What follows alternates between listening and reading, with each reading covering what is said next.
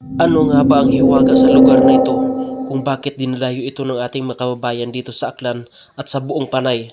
Halina kayong mga channel at samahan niyo ako upang tuklasin natin ang sa likod nito. So good afternoon mga ka-channel, no? Dito tayo ngayon sa bayan ng Makato kung saan inakyat natin ang sinasabi nilang Camp Chulay, no? Na matatagpuan dito sa bayan ng Makato. So samahan mo kami mga ka-channel, no? At tingnan natin kung ano ba talaga ang nandito, kung bakit dinadayo to ng mga ating kababayan dito sa Aklan at sa buong Panay. So samahan nyo kami mga ka-channel, ikutin natin. At ito na nga mga ka-channel, no, inumpisara namin ng pag-ikot-ikot sa lugar nito. Katulad ng pagpaikot niya sa'yo bago kanya idiwanan. So napakalapit lang to, no, sa bayan ng Kalibo, kung saan ngayon lang namin natagpuan ang isang tulad mo na bigla na lang mangiiwan. Napakagandang pasyalan ang lugar na ito kung saan makikita natin yung presko din, no? Tulad ng kaibigan mo na sobrang presko. Napakalawak na viewpoint. Saka may magandang tanawin. Napaka-relaxing din ng lugar, no? Hindi lang sa Antique yung maraming viewpoint, kundi andito rin sa Aklan. Makikita din natin sa lugar na ito, no? Sa bayan ng Makato. Gumagabi na nga mga ka-channel, no? At parang may mumu.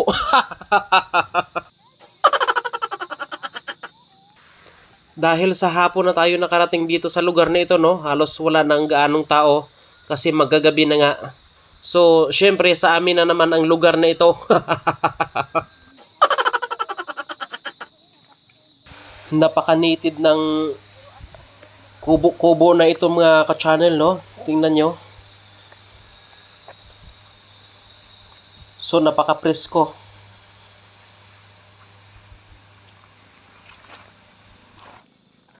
So mga ka-channel, no, makikita natin yung bahay-bahayan, no, kung saan ito yung pinaparintahan. Kung gusto nyo pong mag-overnight dito is pwedeng-pwede po.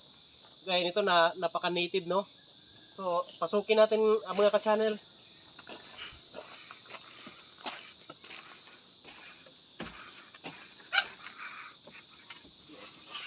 So ito nga mga ka-channel, no, preskong-presko, mayroon siyang aircon, no. Saka may dalawang bed, foam, no? Saka may unan. So, pwedeng-pwede po rito mag-overnight, no? Sa mga gusto pong mamasyal dito sa bayan ng So, dito nga mga ka-channel, no? Hinanap namin yung daan patungo sa iyo. So, ayan mga ka-channel, no? At nakita po natin doon, no, sa kabila, no, yung grotto. Ayan mga ka-channel. Aba, parang may swimming pool doon sa kabila. Halina't magtampisaw tayo doon mga ka-channel.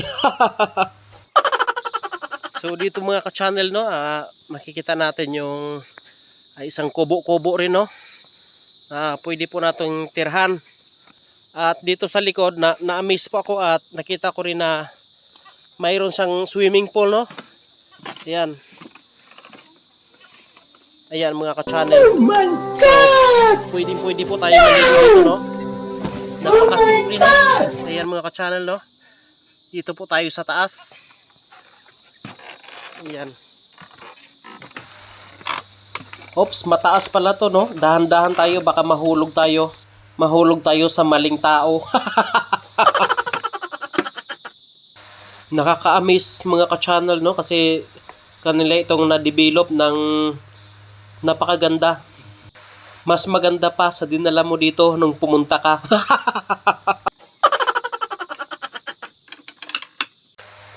At dito nga mga ka-channel, no, maganda siya. Maganda mag-standby dito, no. Lalo na kung ganitong mga oras, medyo paggabi na. Kasi nakaka-amaze yung lugar. Katulad ng pagka-amaze mo sa kanya nung una mo siyang makita.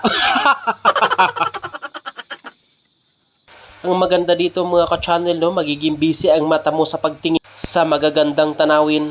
At masasaksihan mo ang paglubog ng araw habang siya ay busy na rin sa iba. Ayan mga ka-channel, no, masasaksihan natin yung paglubog ng araw. At habang palubog yung araw, nasasaksihan natin yung ganda ng lugar, no. Mas maganda pa sa in-expect mo sa ka-chatmate mo.